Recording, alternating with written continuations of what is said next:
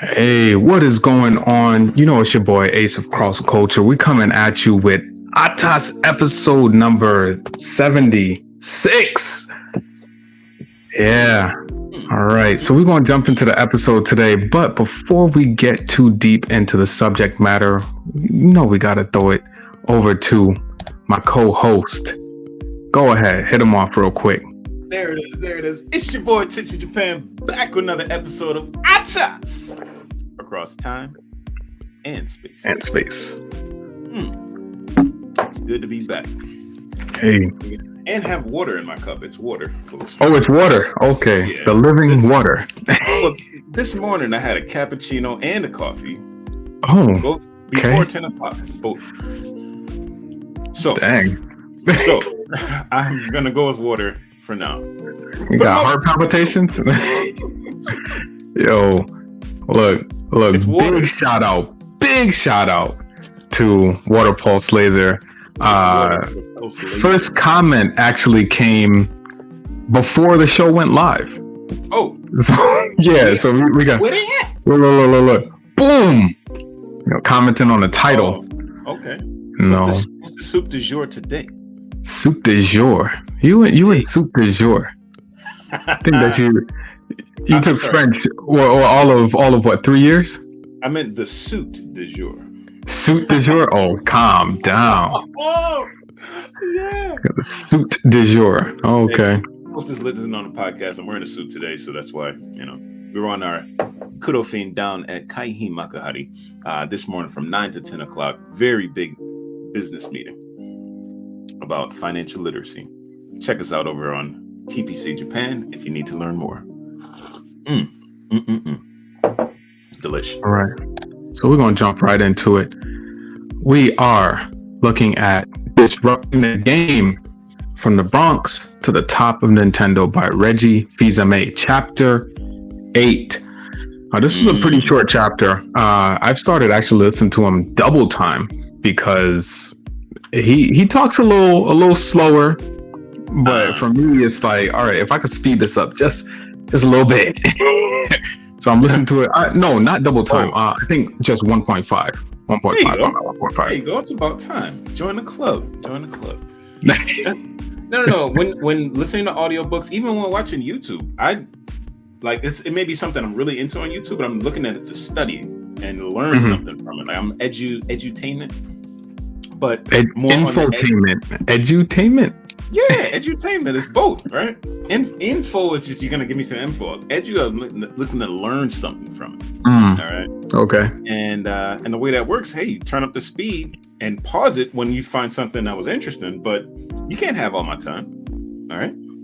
I mean, you can, but you can't have all my time. You can't have all my space. No. I gotta guard that with your life, man. Well. It's valuable stuff. Valuable stuff. All right. So the first question has to do with something that happened in the chapter.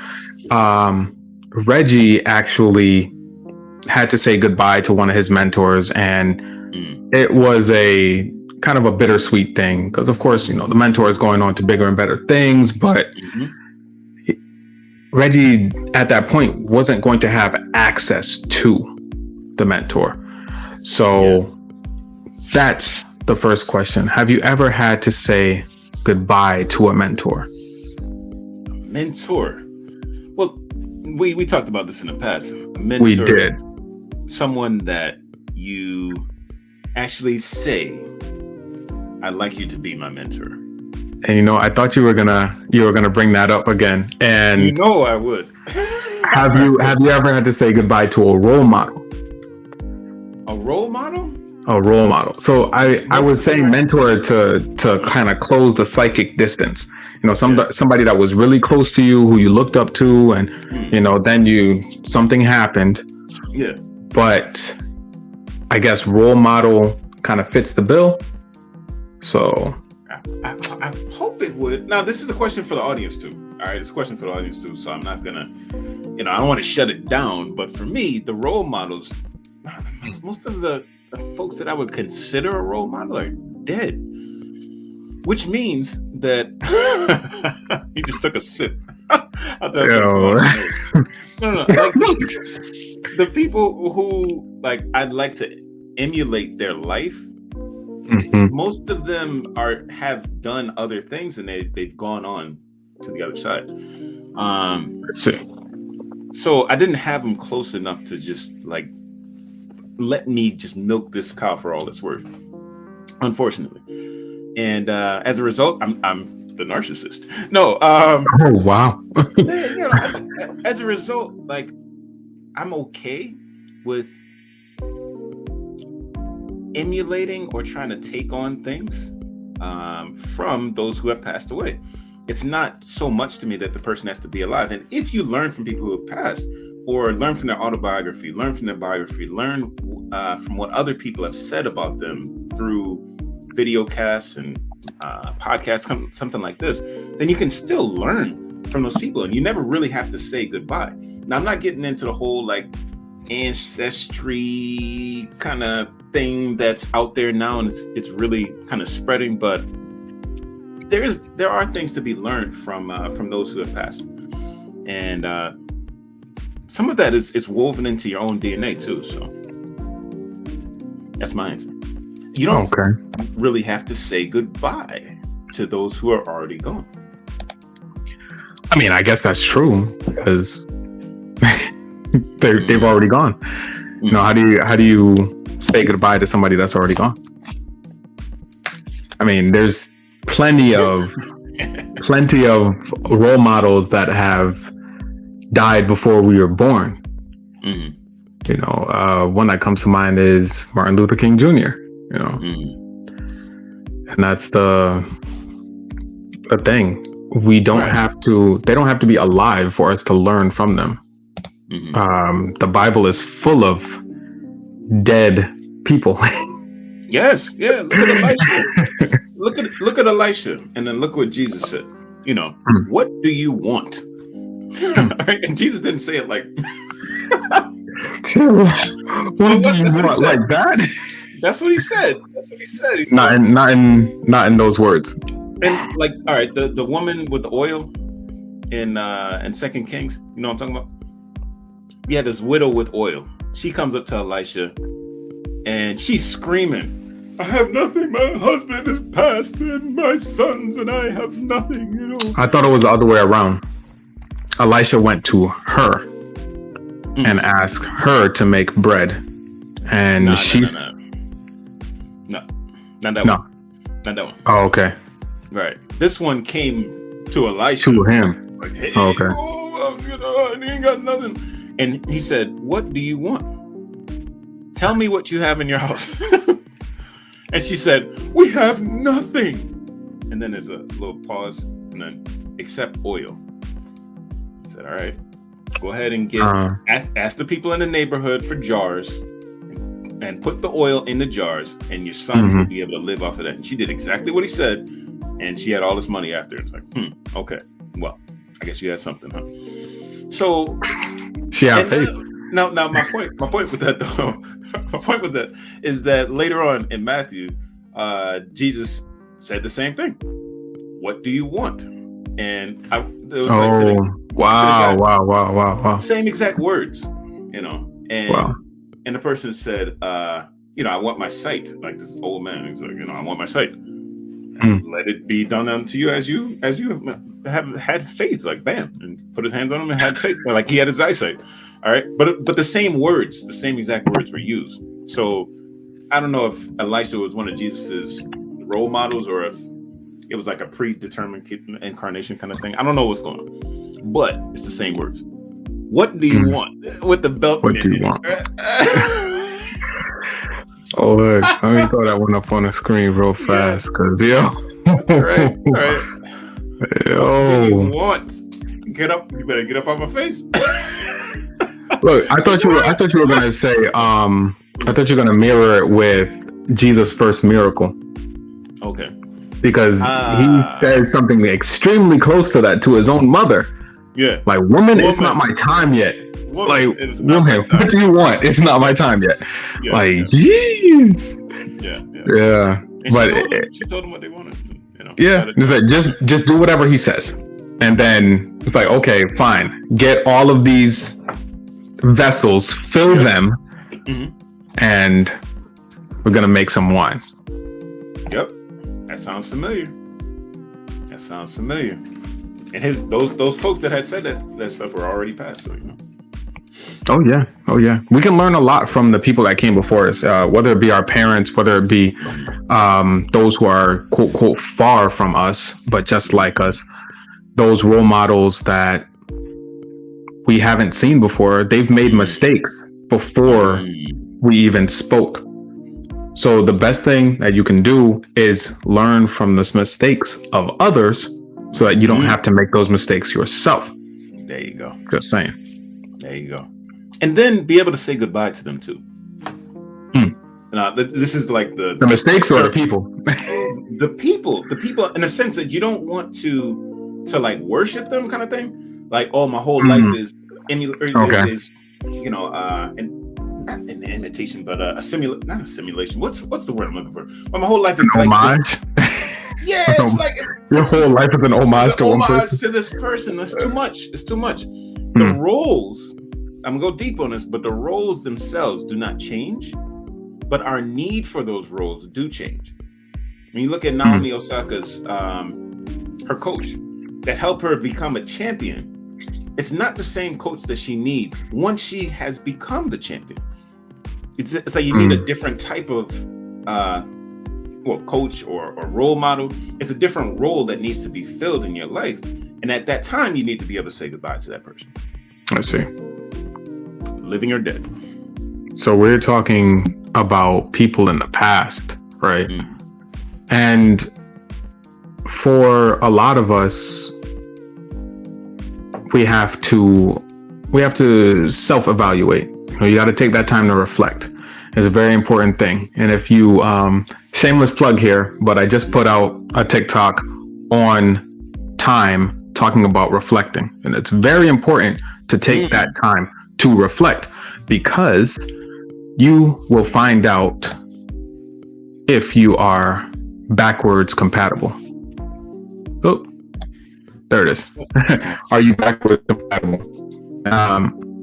We tend to grow out of things and out of people but are you able to still connect with the people that you left behind? The people that maybe you've grown out of or such. Because Reggie was talking about how the PS2 was running the market because it was backwards compatible. It was the only console on the market that was backwards compatible. So you could play your PS1 games on your PS2. I know you've done it because you had Final Fantasy 9 that you played on your PS2. I remember that specifically. That's true. Gran Turismo that you played on your PS2. No, Twisted Metal, you got Twisted Metal Black, and that was PS2. Yeah. But yeah, are you able to connect with your past? To connect with? No. I was trying not to be immature, because I was like, fire for that. Yeah, fire for what?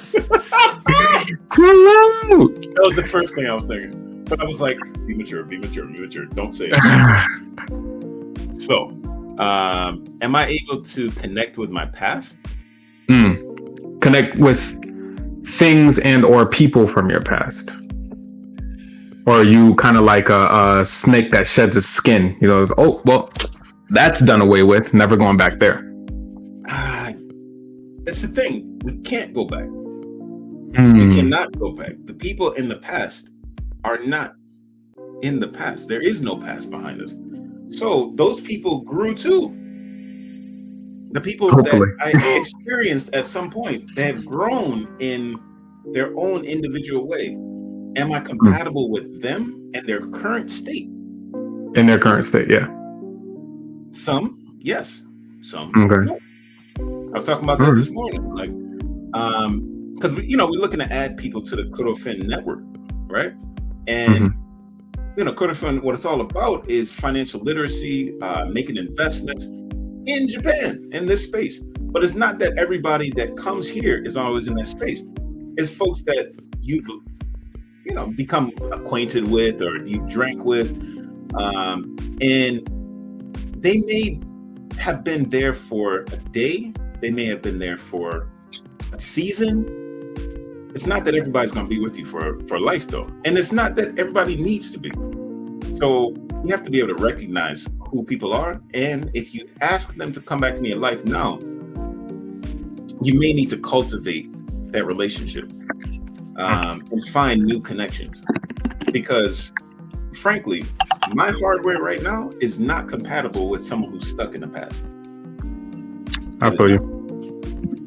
Yeah. Although the memories are valid, and those things are good to kind of go back to and just be a conversation starter. But if all you can talk about is what we did back then we haven't gone anywhere, man. Yeah.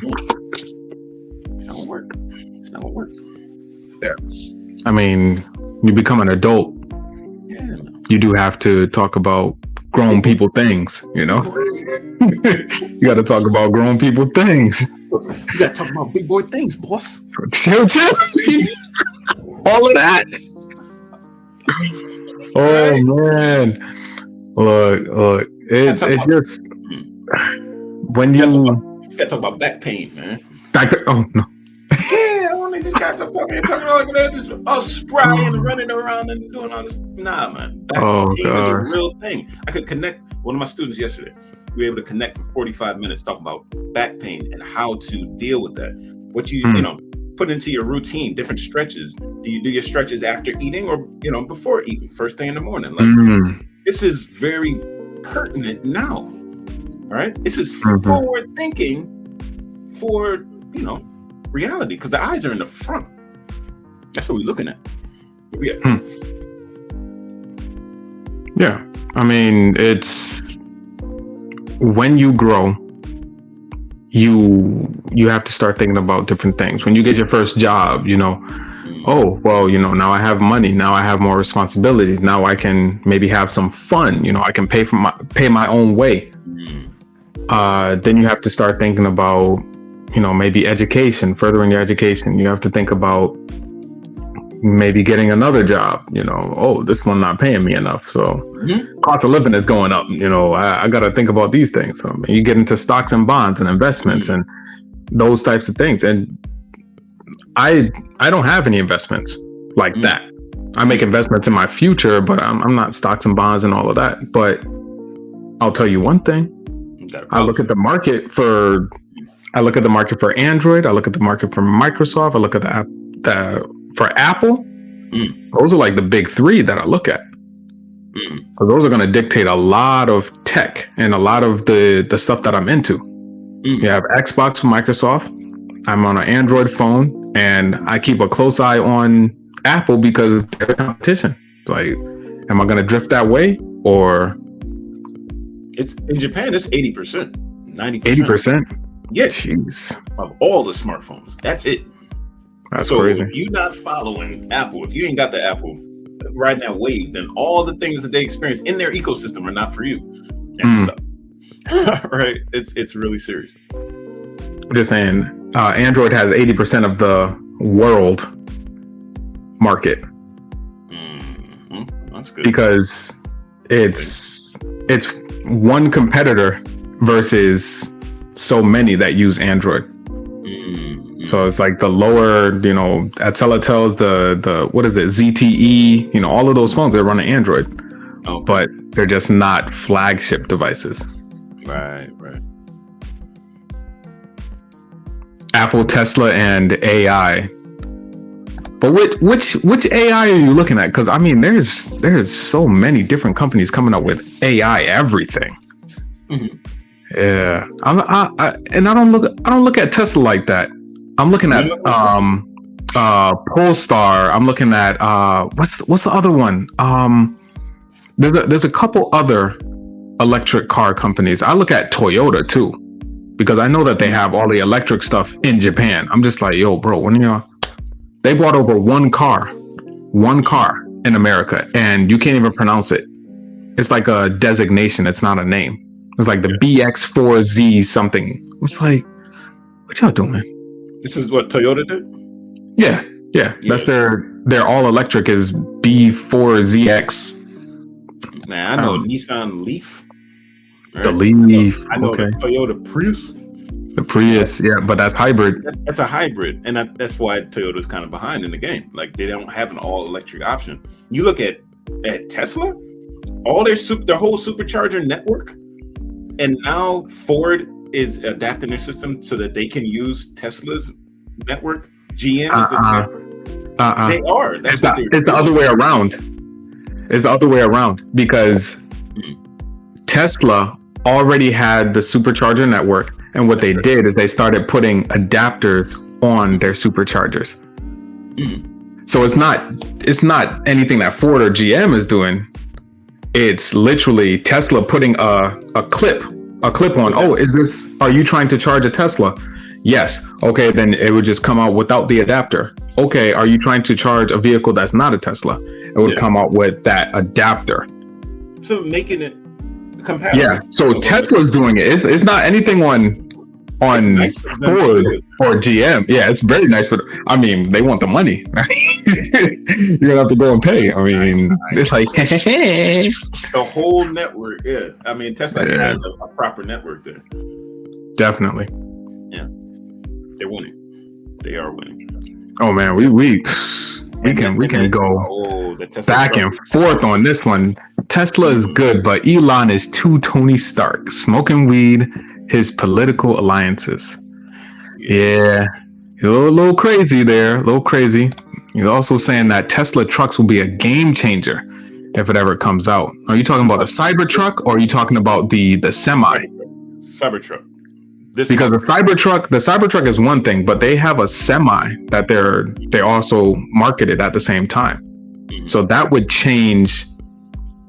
Hopefully, it would make transportation of goods cheaper, which would hopefully trickle down to the little people like us that are consumers. Hey, I hear that Cybertruck is coming out this month, so that's what. No, I already saw that there was a tow truck with them, road tested, so I already know that it's going to be soon. I know it's going to be soon. First deliveries are now slated for November 30th. November 30th. We'll see what happens. We'll see. They're going to do it. See what happens.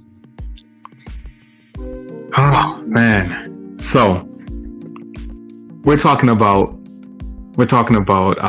stocks and bonds, and we're talking about Apple, and 80% of the share in Japan.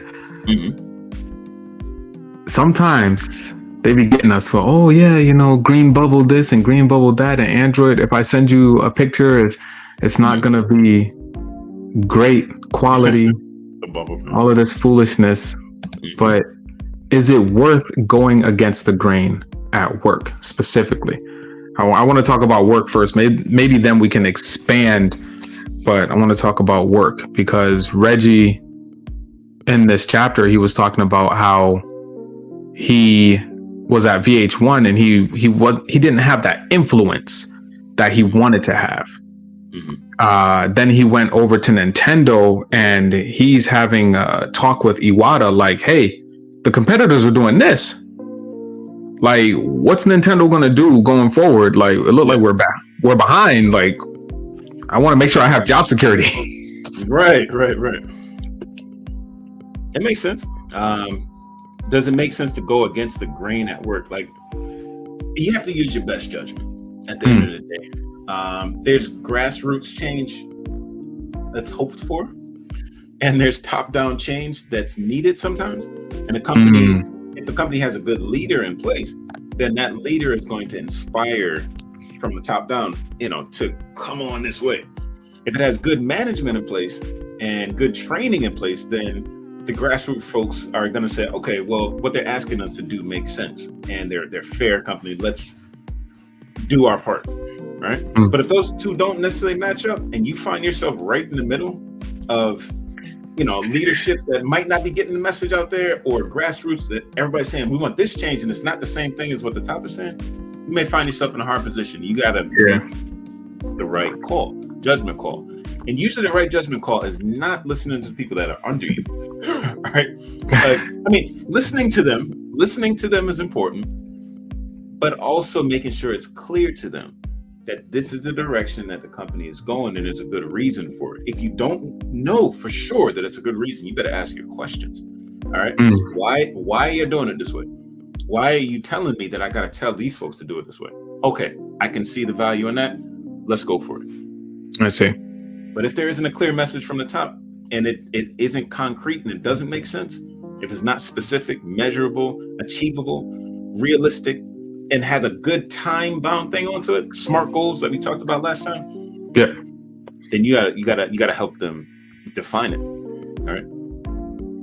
Definitely.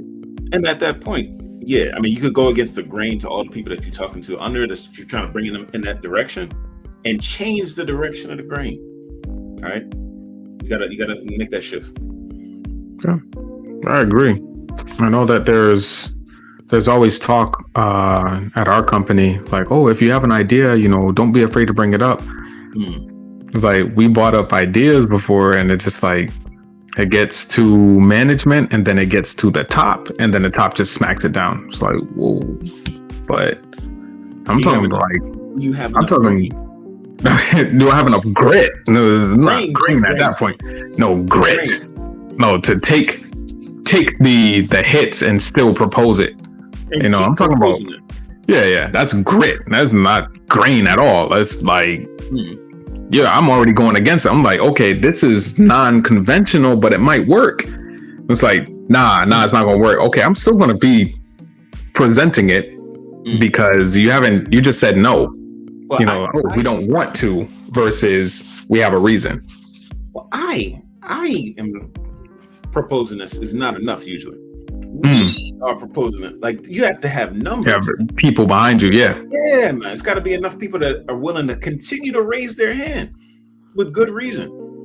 If people, they'll organize their thoughts. Usually, if they'll organize their thoughts and give a good reason, make the proposal, and it gets shut down, and they keep the conversation going, then you're going to start to see incremental change. All right. But yeah. Usually it doesn't happen like that in my company. Just from the culture I've seen, it's more so one person has to say that this issue is affecting many people. It's hurting our bottom line, or it's hurting the workplace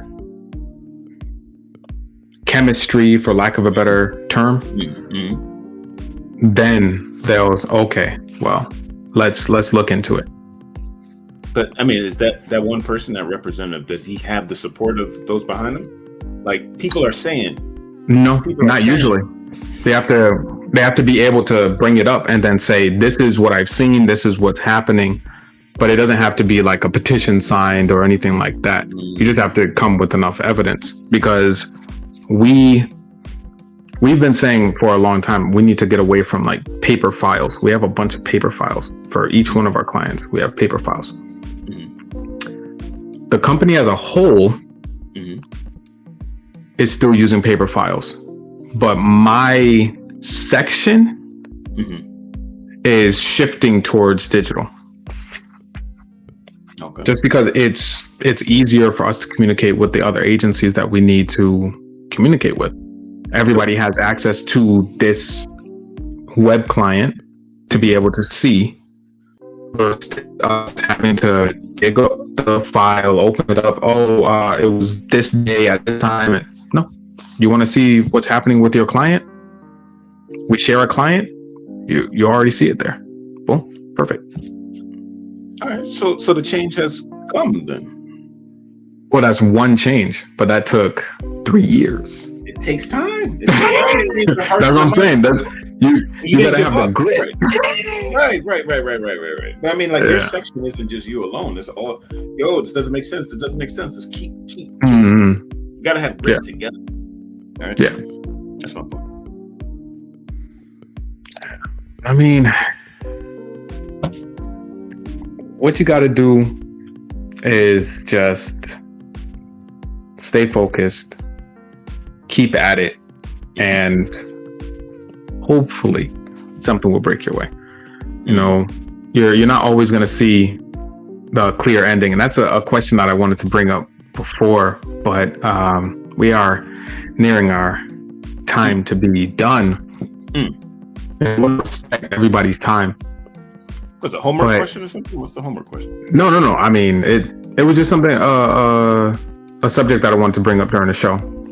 But we're gonna wrap it up right now. I'll give a little homework question, I guess. Do you find it hard? I'm gonna rephrase it. Do you find it hard to start when there's not a clear finish? Or are you one of those people that can say, you know what? I'm going to try this. I'm going to see it through, and wherever it ends up, it ends up. I mean, and there's value in both of those types of people, but just to know what type of person you are might help you to plan your own trajectory. To be able to say, you know what? I can't see the ending. You know, I'm more of a small picture. You know, if I can just due diligence, then hopefully something will come out. Or maybe you're more of a big picture person. You're like, hey, I need to know what the results are going to be. Is this goal smart? You know, what's going on? How is success supposed to be pictured at the end of this? But yeah, we're going to wrap it up right now. The audience we got another, we got some stuff going on in the chat here. Speaking of chat and comments, we said it last week. Okay, good morning. Yeah, we said it last week. Now, if you want to enter into the contest, you need to. One of my lights went out. Keep the lights on. Keep the lights on. Yeah, that's be the big thing. Hold on, let me see if I can't juice this up a little bit. Give it a little bit more light. Yeah, it's a little crazy right now, but if you want to be entered into the episode 101 giveaway, then you need to comment in the comment section between episode 75 and 100. If you comment, you get one entry per episode. And if you get somebody else to be like, hey, you know, this person is the one who told me to comment, then we'll give you an extra. So you just have to make sure that it's your same YouTube name. Okay. And we got you. So they should put the answer to your question in the comment section. Oh, yeah. I mean, that's a double whammy right there. Yeah. I'm just saying. Yeah. Double whammy. All right, makes sense to me. So, it went out, it came back. I don't know what's going on now, man. Let's see if I can rebalance this thing. Right. Yeah. So, that's the show. You know what I say. Until next time, stay prayed up and be blessed. What you got for him, Tipsy? Well, it was just to go back to that question, y'all. I mean, look, what was the question again? Oh, man. What was the question again? Oh, no. It was a really good question. Listen to the show, get yourself a pen, a pad, and write it down. Then you know what the question was, and then you can answer it in the comment section. It's your boy, Tipsy Japan, telling you that that's what it is. Peace. Peace.